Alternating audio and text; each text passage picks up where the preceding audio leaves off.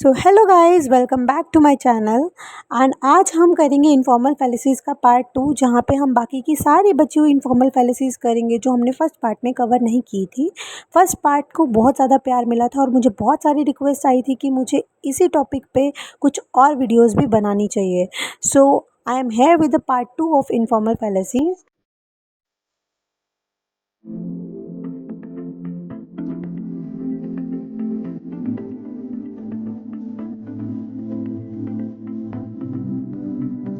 अब स्टार्ट करते हैं इसी पिक्चर से जो मैंने कल पोस्ट की थी और मैंने कहा था कि I will reveal this tomorrow. So ये क्या है? ये एक स्ट्रॉमैन है। स्ट्रॉमैन का मतलब लिटरली होता है पुतला, जो खेतों में बनाते हैं। अब फार्मर्स क्या करते हैं, वो असली चोर या पक्षी से नहीं लड़ते हैं, बल्कि घास फूस का एक आदमी जैसा पुतला बना के खड़ा कर देते हैं। ये पुतला असली आदमी जैसा स्ट्रॉन्ग भी नहीं होता, बस एक नकली और वीक वर्जन होता है। अब इसका फैलेसी से क्या कनेक्शन है? किसी के असली आर्ग्यूमेंट को पकड़ने की बजाय उसका वीक और नकली वर्जन बनाकर उसको अटैक कर देते हैं। आओ इसको एग्जाम्पल से समझते हैं। अब इसका कॉन्टेक्स्ट समझना, ये कपल है, यहाँ पे वो लड़का उसको समझा रहा है कि हमें कार कम यूज़ करनी चाहिए।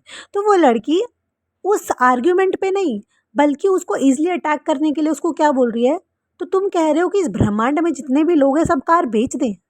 वो बाहर खड़ी होकर बोल रही है कि चलो तुम कार बेच दो।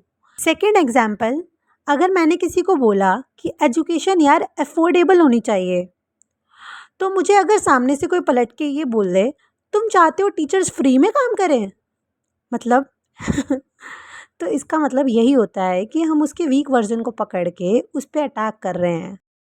अब नेक्स्ट फैलेसी है अपील टू फोर्स। आओ डायरेक्टली एग्जाम्पल से समझते हैं, और वो एग्जाम्पल जो बहुत फेमिलियर है और आई एम डैम श्योर कि ये सभी सिबलिंग्स के बीच में हुआ ही होगा। अब यहाँ पे जो है सिबलिंग्स की पिक्चर है। यहाँ पे ये जो इसकी सिस्टर है, ये इसको बोल रही है कि भाई तू मेरे को टीवी का रिमोट दे रहा है या नहीं दे रहा, नहीं तो मैं पापा को तेरी वो वाली बात बता दूंगी, है ना। तो वो उसको डर से टीवी का रिमोट मांगना चाह रही है, उससे अपनी बात मनवाना चाह रही है कि ये मेरे को कैसे भी करके टीवी का रिमोट दे दे। तो वो उसको डरा रही है उस तरह से, तो वो लड़का दे भी देगा उसको, है ना। और ये वाली फाइट हमारे सबके बीच में हुई होगी, है ना।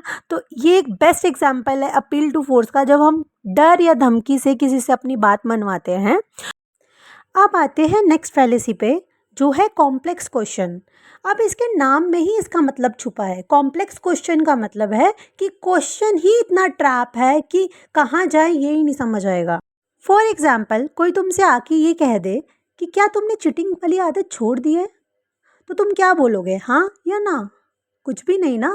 तुम हाँ बोलोगे तब भी तुम फंस गए, ना बोलोगे तब भी तुम फंस गए।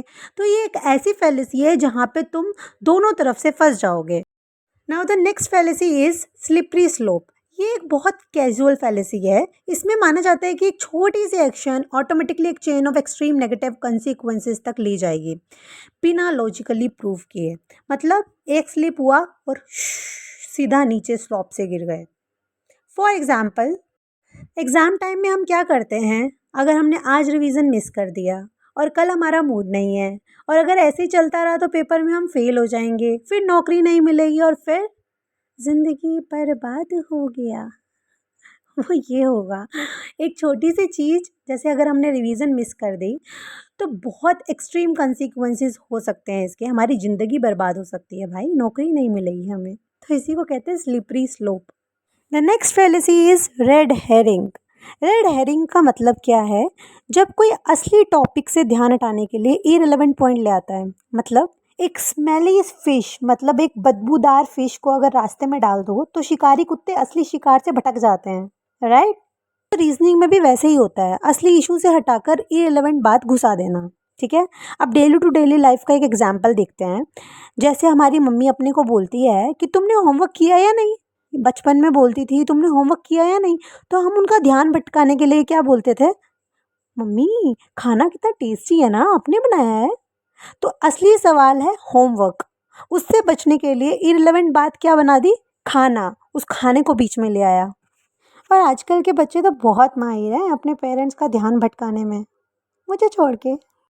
Now the most common fallacy, that is composition fallacy. Composition का मतलब क्या होता है, पार्ट टू होल। अगर पार्ट सही तो उसका पूरा बॉडी सही। फॉर एग्जाम्पल, अगर टीम का हर प्लेयर टैलेंटेड है तो टीम जीतेगी ही जीतेगी। अरे ज़रूरी थोड़ी ही ना है कि अगर टीम का हर प्लेयर टैलेंटेड हो तो टीम जीतेगी ही। दूसरा एग्जाम्पल, हर ब्रिक हल्का है, मतलब हर ईंट हल्की है तो बिल्डिंग भी हल्की होगी।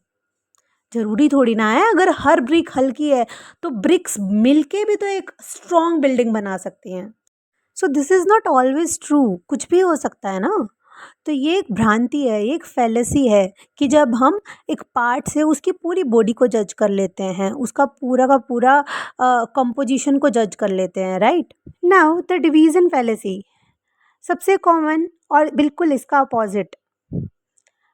पार्ट टू होल कॉम्पोजिशन में जा रहे थे, यहाँ पे होल से पार्ट पे जाएंगे, राइट। डिवीज़न का सीधा सा मतलब होता है कि टुकड़ों में बांटना, ठीक है। जब पूरी बॉडी सही हो तो उसके पार्ट को भी सही मान लेना। फॉर एग्जाम्पल, इंडिया रिच है तो हर इंडियन रिच होगा। यहाँ पे होल इंडिया से हर इंडियन को रिच मान लिया है, तो इट्स नॉट ट्रू। ज़रूरी थोड़ी ना है कि हर इंडियन रिच होगा। जैसे कि दूसरा एग्जाम्पल, फुटबॉल टीम अगर हमें स्ट्रॉन्ग दिख रही है, पूरी की पूरी फुटबॉल टीम स्ट्रॉन्ग है तो हर प्लेयर स्ट्रॉन्ग होगा। हम ये भ्रांति बना लेते हैं। दिस इज़ भ्रांति, this is fallacy. It's not always true कि अगर फुटबॉल टीम पूरी स्ट्रॉन्ग है तो हर प्लेयर भी स्ट्रॉन्ग होगा, ठीक है।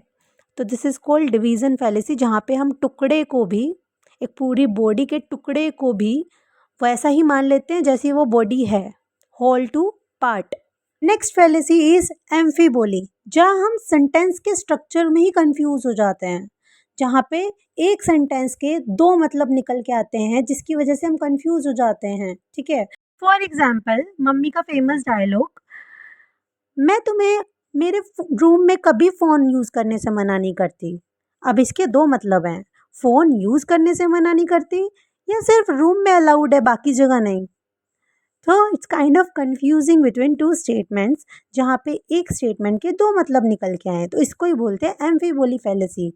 या फिर मैं ये कह दूँ कि मैंने एक आदमी को टेलीस्कोप के साथ देखा।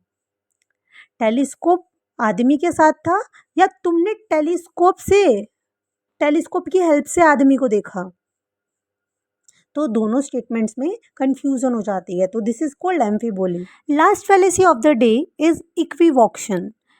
एम्फीबोली में हम सेंटेंस स्ट्रक्चर में कंफ्यूज हो रहे थे, और इक्विवोक्शन में क्या होता है, एक ही शब्द के अलग अलग मीनिंग्स का कंफ्यूजन होता है।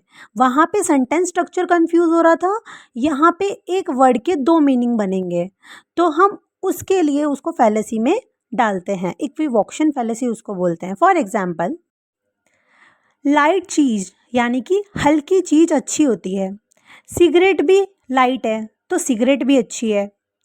एग्जाम्पल नंबर 2, सारे सितारे चमकते हैं, all stars shine. Virat Kohli भी स्टार है तो वो भी स्काई में शाइन करेंगे। अब आप ही मुझे बताओ, अगर लाइट चीज़ अच्छी होती है और सिगरेट भी लाइट है तो क्या ज़रूरी है सिगरेट अच्छी है? नहीं है ना अच्छी। एग्जाम्पल नंबर 2 में मैंने बोला कि सारे सितारे चमकते हैं, विराट कोहली भी एक स्टार है, तो क्या वो आसमान में चमकते हैं?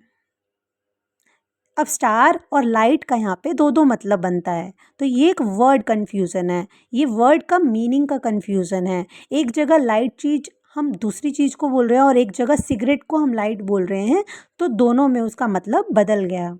तो दिस इज़ कॉल्ड इक्विवोक्शन फैलेसी।